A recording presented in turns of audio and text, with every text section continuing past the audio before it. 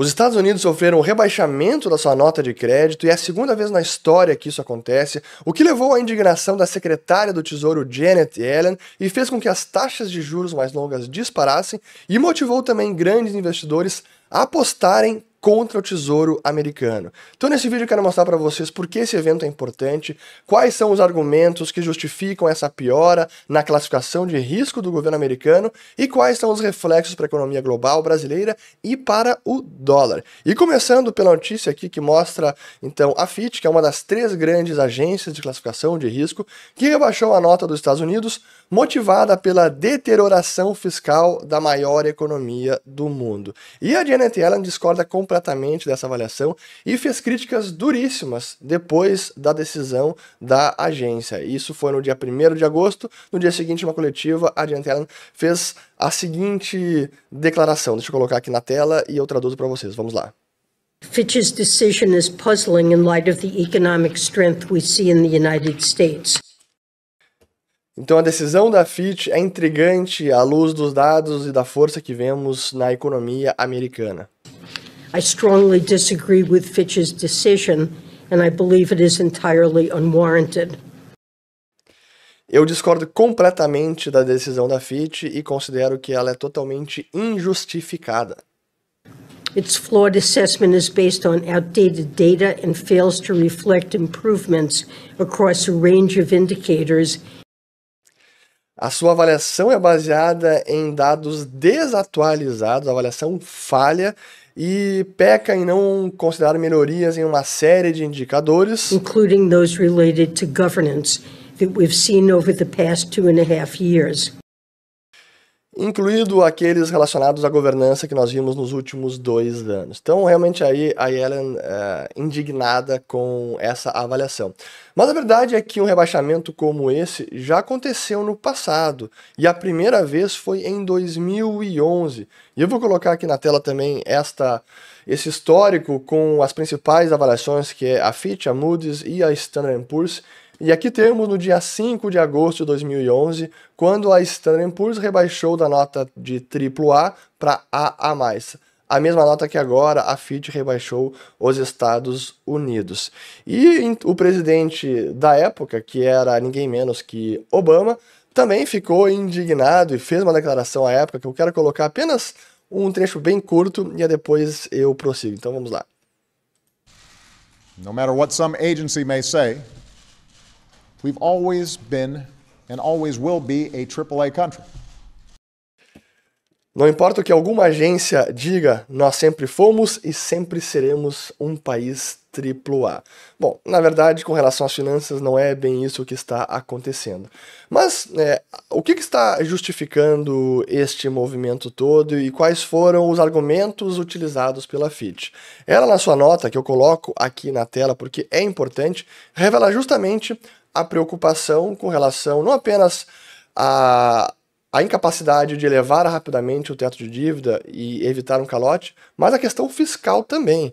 Então aqui na nota a Fitch ressalta o problema dos repetidos impasses por conta do teto da dívida, a falta de um marco fiscal de médio prazo, ao contrário dos seus pares, e que também tem um processo orçamentário muito complexo. Adicionalmente, há muitos desafios relacionados aos crescentes custos da Seguridade Social e também do Medicare.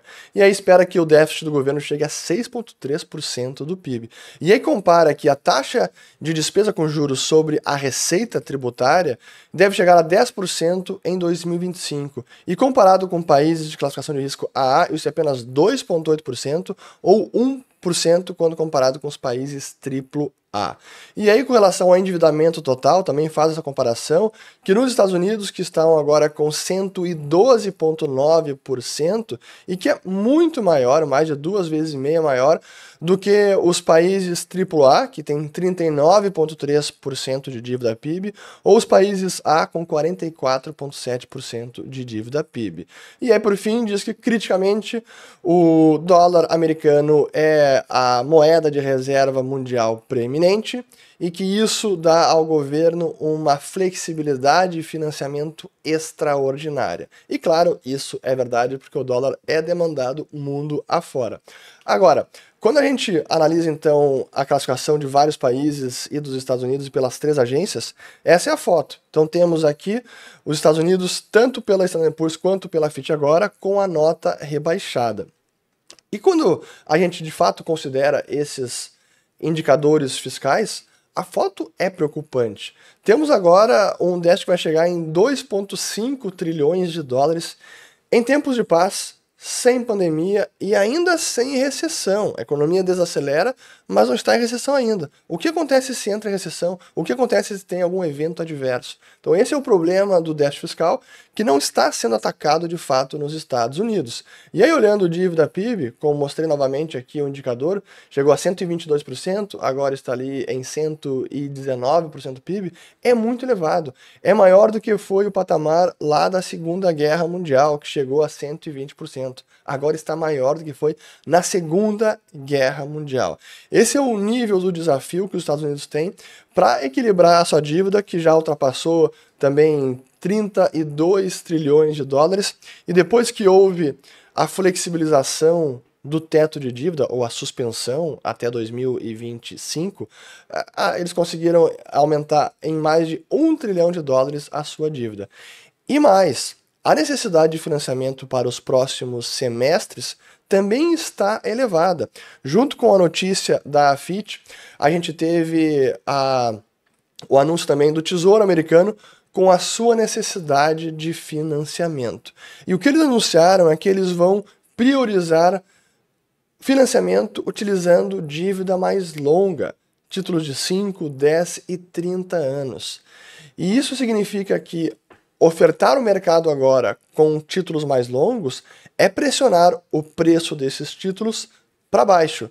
Pressionando o preço para baixo, a consequência é o rendimento, o yield, a taxa de juro implícita subir. E é exatamente o que a gente viu nesses últimos dias, em que a taxa do governo americano chegou aqui em 4,19, 4,20 no dia de hoje, que estou gravando esse vídeo aqui, dia 3 de agosto, assim como a taxa do 30 anos, 4,3, e se a gente colocar aqui o de 10 anos, está próximo de bater o recorde que foi em ano passado, que foi em 4,33, e se chegar nisso, vamos lá, diminuir um pouco aqui a janela, vai ser o maior patamar desde 2006, 2007. Esse é o nível que chegou a taxa de juro americana. Olhando o ETF, o TLT, que investe em títulos do Tesouro Americano com vencimento acima de 20 anos, vejam só a performance do TLT no último ano, uma queda de 20%. Ou quem apostou contra o Tesouro Americano, o TBT, que é o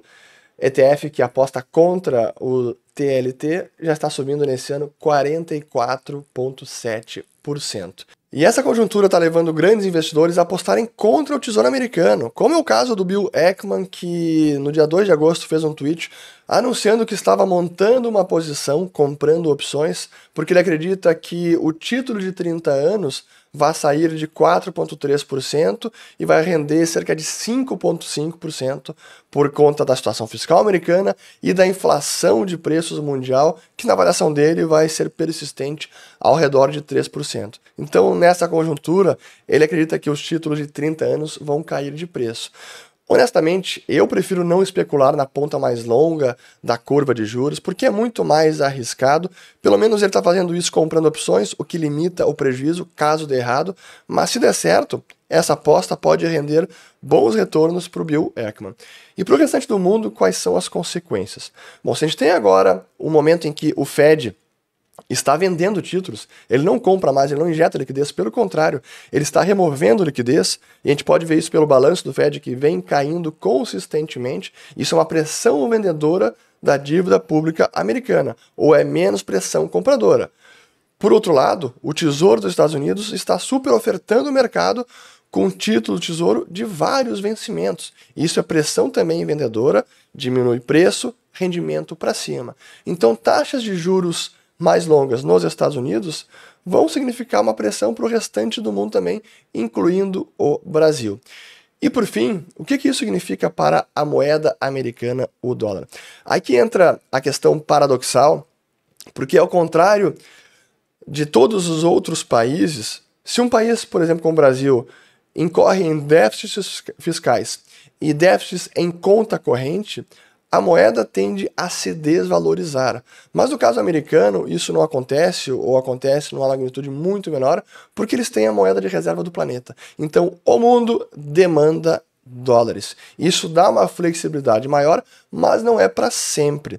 E o próprio Tesouro americano pode acabar entrando em apuros fiscais, mesmo com o dólar tendo uma ótima performance. Então não se surpreendam se a moeda americana se valorizar nessa conjuntura mundo afora, mesmo com o governo americano tendo rebaixamento da classificação de risco e tendo uma situação fiscal muito mais precária. Porque é exatamente isso o que acontece.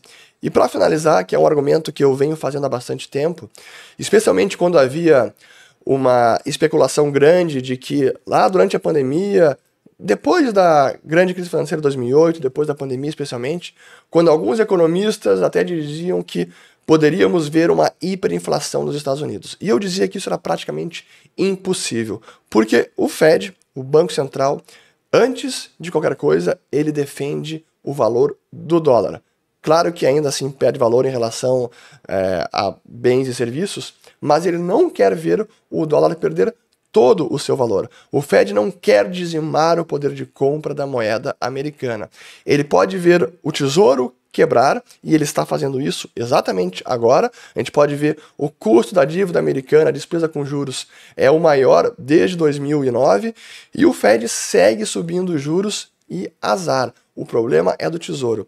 A questão com o Fed é preservar o valor do dólar. Então, entre hiperinflação ou dizimar o poder de compra da moeda americana, o Fed vai defender o dólar e vai deixar o Tesouro americano entrar em apuros.